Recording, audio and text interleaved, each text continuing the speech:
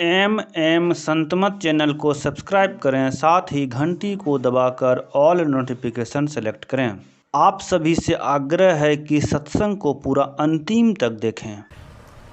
सम्माननीय साधु समाज, धर्म प्रेमी सज्जनों, माताओं एवं बहनों,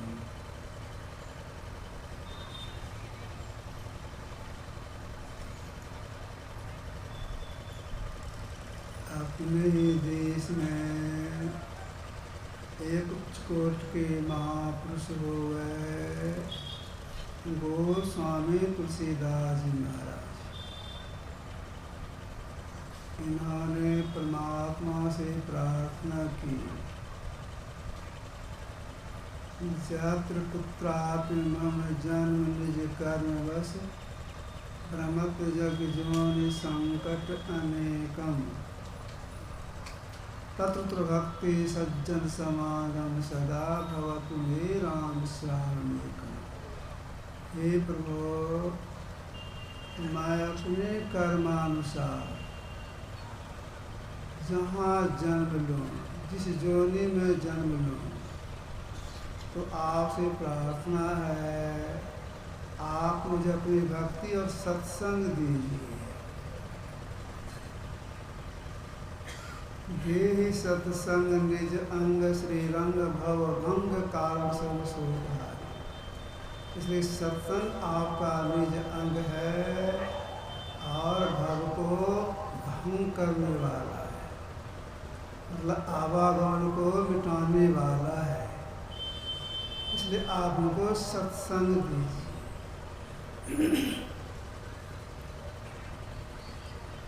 सत्संग को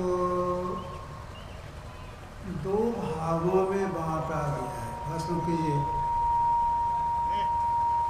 सत्संग को दो भागों में बांटा गया है। गुरुदेव की वाणी में है धर्म कथा बाहर सत्संगा, अंतर सत्संग ध्यान अभंगा। जो दोनों प्रकार के सत्संग को करते हैं उनका परम कल्याण होता है। धर्म कथा बाहर सत्संगा, अभी हम लोग बैठ कर के सत्संग करते हैं, यह बाहरी सत्संग है। अध्यात्म ज्ञान की इसमें जानकारी मिलती है, अंतर साधना करने की प्रेरणा मिलती है, बाहरी सत्संग से। धर्म कथा बाहर सत्संग का अंतर सत्संग ध्यान अभंगा। अभंग ध्यान को कहा गया आंतरिक सत्संग। जब यह सत्संग किन्हीं के द्वारा होता है तब जीव का भव भंग हो जाता है। अंतर सत्संग ध्यान अभंगा, अभंग ध्यान। अब अभंग ध्यान किसको कहेंगे? हम लोग ध्यानाभ्यास करने के लिए बैठते हैं, बैठने कला से बैठते हैं। बैठने कला यह अपने पीठ की रीढ़ को, गर्दन को और सिर्फ एक सीध में रखते हैं। इसमें हिलडोल नहीं हो, इसी सुरक्षा के लिए मसारी भी लगा लेते हैं। मसारी का अभाव में कपड़े शरीर को ढक लेते हैं, मच्छर मक्खी तंग से हम बच जाएं। आँख बंद कर लेते हैं, मुंह को बंद कर लेते हैं। आँख बंद करके अब साधना प्रारंभ करते हैं, जिससे एक आंतरिक सत्संग हो जाए। इसके लिए प्रारंभ क्या करते हैं? गुरु जो एक नाम जप करने के लिए बता दिए हैं, उस नाम को जपते हैं। क्या लगातार जप होता है? नहीं होता है। थोड़ा सा जप करते हैं, दूसरी बात आ जाती है, फिर ख्याल पड़ता है, दूसरी बात हटा करके फिर जप में लगाते हैं। थोड़ा जप करते हैं, दूसरा चिंतन घुस जाता है। तो यह भंग जप नहीं हुआ, भंग हो गया।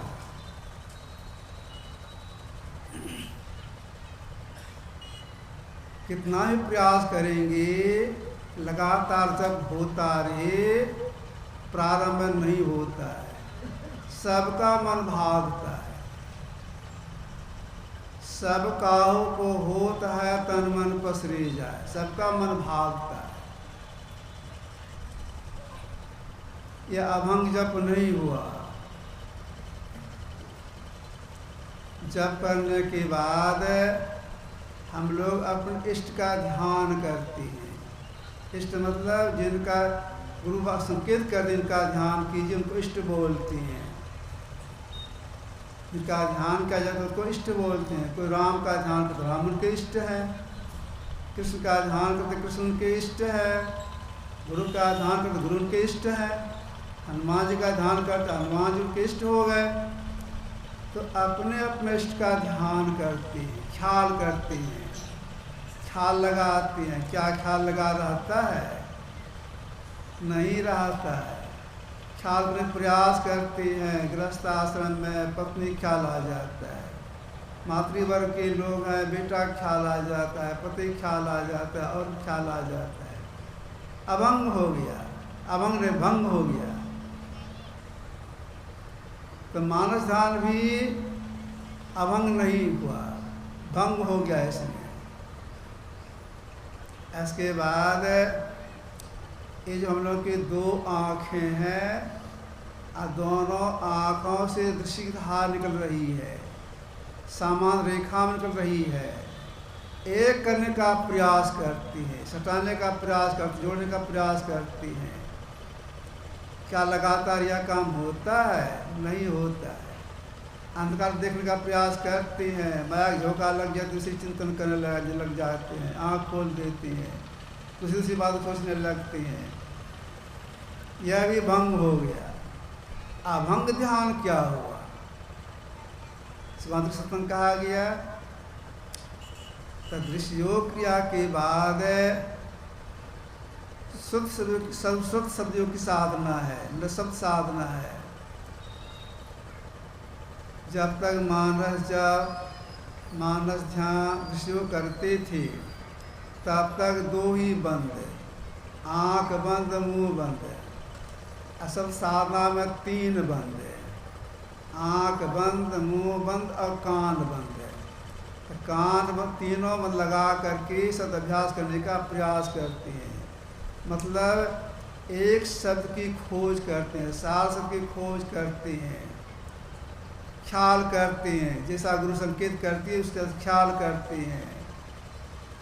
तो ख्याल क्या लगातार होता है? ख्याल है भीतर बहुत तरह का शब्द होता है। ख्याल कर उसमें एक शब्द को हम पकड़ें, ख्याल करते हैं, शब्द को पकड़ें, दूसरी बात आ जाती है, तीसरी बात आ जाती है, वो नहीं होता है। यह भी भंग हो गया। अभंग क्या हो गया? अभंग किसको कहेंगे? तो देखिए, सबके अंदर में अनहद नाद होता है। कैसे? कौन सुनते हैं? जो दृष्टिधाराओं को एक कर लेते हुए अपने अंदर में अनहद नाद को सुनते हैं। उस अनहद नाद में एक नाद है, जिसको महापुरुषों ने कहा अस्फुट, उद्गीत, प्रणव ध्वनि, राम नाम, उल्टा नाम आदि सब उसी कहा गया है। शब्द अभ्यास करते करते अगर गुरु के दया से वह सब पकड़ा चला जाता है, उस शब्द में पकड़ने वाले उस शब्द में भंग नहीं है, अभंग उसी कहा गया है। ओठत बैठत कब न छूटे ऐसी ताड़ी लागी। तो सार शब्द का जो पकड़ है वही है असल में अभंग ध्यान। यही असल में असली सत्संग है। इस सत्संग को जो करती है वे दुखों से छूटती है। बाहरी सत्संग से प्रेरणा मिलती है, जानकारी मिलती है, लेकिन आवागमन का चक्र नहीं छूटता है। आत्म सत्संग सार की प्राप्ति में आवागमन का चक्र छूटता है। क्यों? सार की प्राप्ति में जीव की आत्मदृष्टि खुल जाती है। उसी आत्मदृष्टि से वह जीवात्मा सार सबको देखता भी है, सुनता भी है, परमात्मा साक्षात्कार करता है। जो कोई चाहे नाम सो नाम अनाम है, लिखन पढ़ में नन्हक्षर काम है, रूप कौन रूपवन अनरेखते, अरे हारे पलटू गैब दृष्टि संत नाम देखते, गैब दृष्टि संत नाम देखते। गैब दृष्टि किसको कहेंगे? हम लोग आँख खोल के देखते हैं, या गैब की दृष्टि नहीं है। गैब की दृष्टि मतलब आश्चर्य की दृष्टि, आत्मदृष्टि या नहीं है। तो आँख खोल के देखते हैं, गैब दृष्टि नहीं है, आश्चर्य दृष्टि नहीं है। देखी चीज़ों को ख्याल से देखते हैं, यह भी गैब की दृष्टि नहीं है। स्वप्न में हम लोग कुछ देखते हैं, यह भी गैब दृष्टि नहीं है। एक नाम का जप करती हैं, एक रूप का ध्यान करती हैं, सुन ध्यान करती हैं, इसके बाद सब साधना करने में सफलता मिलती है तो दृष्टि खुलती है। यह भी गैब दृष्टि नहीं है। दृष्टि से परमात्मा का दर्शन नहीं होता है। तो दृष्टि के बाद तब गैब की दृष्टि खुलती है। कैसे? एक नाथ की प्राप्ति में गैब की दृष्टि आश्चर्य खुलती है। उस गैब की दृष्टि से, आश्चर्य दृष्टि से वह नाम देखा जाता, सुना भी जाता है। जैसे देखिए, सांप को कहा गया है चक्षुश्रवा। क्यों? सांप को कान नहीं होता है, आँख से वह देखता और सुनता भी है। उसी तरह से गैब की दृष्टि से वह नाम देखा जाता, सुना जाता है, परमात्मा दर्शन होता है। तो गैब दृष्टि प्राप्त हो जाए तब जीव का परम कल्याण, यही है अभंग ज्ञान। तो यह इसमें सफलता किनको मिलेगी? सफलता उनको मिलेगी जो एकांत स्थान में बैठेंगे और समय अधिक लगा के बैठेंगे, तब सफलता मिलेगी। या नहीं झट बैठे झट उठ गए तब नहीं मिलेगा। 1 घंटे के लिए बैठे 13 बार आसन बदले, इसमें भी नहीं मिलेगा। बाबा साहब ने कहा था गुरुदेव से, बैठे चूत तो निकले सूत। एक से देख के बैठना होता है, और साधना करने में समय लगाना होता है, तब सफलता मिलती है। तो जो समय लगा के बैठेंगे, अब बैठ के करेंगे क्या? तो गलत से प्राप्त करने के लिए केवल सब साधना करेंगे तो हो जाएगा? नहीं होगा। अंतसंग हो जाएगा? नहीं होगा। प्रारब्ध से साधना करनी पड़ती है। एक नाम का जप, एक रूप का ध्यान, शून्य ध्यान, और अंत में सब साधना की प्राप्ति में, सब साधक सफलता में गैब दृष्टि खुलती है। यही आंतरिक सत्संग है। यह सत्संग अगर हो जाए तो जीव का परम कल्याण हो जाए। यह सत्संग हो, इसी के लिए महापुरुषों ने यह बाहरी सत्संग रखा है कि कीजिए, इसके करने से जानकारी मिलेगी और करने की प्रेरणा मिलेगी। अगर बाहरी सत्संग नहीं करेंगे तो जानकारी नहीं मिलेगी, प्रेरणा नहीं मिलेगी। जानकारी अभाव में जो काम नहीं करना चाहिए उस काम को कर बैठेंगे। इसलिए जितने बड़े बड़े महापुरुषों सबका कहना है, पहले बाहरी सत्संग कीजिए, खूब कीजिए, तो जानकारी मिलेगी। बाहरी सत्संग करना छोड़ देंगे, शिथिलता आ जाएगी, अंतसंग करने से शिथिलता आ जाएगी। तो हम आपसे कहना है पहले बाहरी सत्संग कीजिए। जिन्होंने सारी सृष्टि की है, संसार को बनाया है, अगर कोई उनका साक्षात्कार करना चाहते हैं, सबसे पहले उन्हें यह बाहरी सत्संग करना होगा। भगवान राम ने भी सबरी माँ के माध्यम से कहा था, प्रथम भगत संतन कर संगा, पहले संतों का संग करने के लिए कहा। क्यों? कि संत के संग कर जानकारी मिलती है, और संत के संग से जो संग करने वाले हैं उनके हृदय शुद्धि होती है।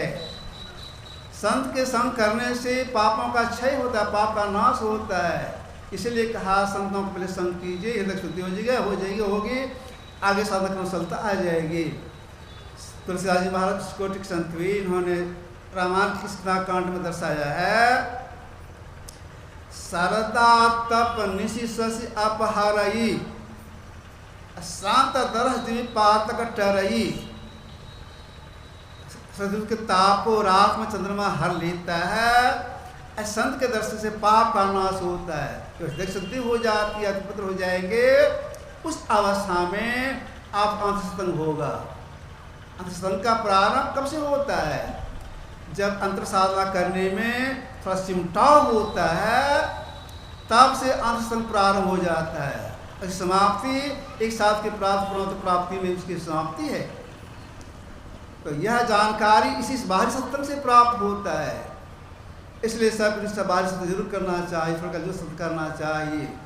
गुरु महाराज अति वृद्ध हो गए थे, उस अवस्था में भी लोगों को प्रेरणा देने के लिए सत्संग में बैठते थे। जब तक सत्संग में होता तब तक बैठे रहते थे। थोड़ा सा अगर विलम्ब हो जाता उसके लिए पश्चाताप भी करते थे। एक बात सुनाता हूँ। कुप्पा घाट आश्रम में गुरुदेव का निवास था, अपने निवास आवास में थे। अपना कुछ दैनिक काम करने में विलम्ब हो गया। प्रातःकाल सत्संग था, तैयार होने में बेसी नहीं, 3-4 मिनट विलम्ब हुआ था, बेसी नहीं। इस बार गुरुदेव हमको अब ले चलो हम सत्संग में, तो ले गए, कुर्सी में बैठाए, और कुर्सी में बैठ गए। तब गुरुदेव बोले, क्या बोले? हमको सत्संग आने में विलम्ब हो गया, क्षमा कीजिएगा। शिष्य क्षमा होते हैं। क्यों? सत्संग में विलम्ब नहीं करना चाहिए, आने में सत्संग में बैठना चाहिए। क्यों?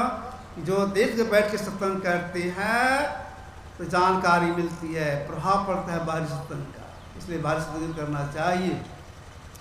तो गुरुदेव वृद्धावस्था में भी सत्संग में बैठते थे। अपने शरीर में शक्ति नहीं, फिर भी दूसरे के शरीर के बल लेकर के, गोद में लेकर के मैं ले जाता था, मंच को बैठाते थे और सत्संग करते थे। वृद्धावस्था में सत्संग करते थे। और देखिए उनका दैनिक दिनचर्या कितना ठोस था। अति वृद्ध हो गए थे, फिर इस समय पर सत्संग ध्यान में करती रहती थी, चुकते नहीं थे। जैसे देखिए प्रातःकाल का सत्संग, उसमें आरती बैठते थे। अपराह्न काल का सत्संग, उसमें रामायण पाठ, वाल्मीकि रामायण पाठ कर रहा था, उसमें आके बैठते थे, ठीक से बैठते थे। आस्ती प्रार्थना, संतस्ती, गुरुवृत्ति, ग्रंथ पाठ होता था।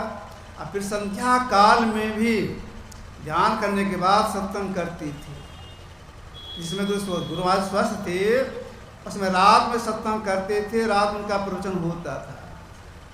क्यों? तो प्रेरणा ले, बाहरी सत्संग जरूर करना चाहिए। तो बाहरी सत्संग में अचूर सबको आना चाहिए, या ऐसा नहीं समझना चाहिए ऐसा 2 दिन का सत्संग किसी एक सीट में चले जाएंगे, ऐसा नहीं, प्रत्येक आने का प्रयास करना चाहिए। ये आपकी समझ से रखा। बोलिए प्रेम से श्री सद्गुरु महाराज।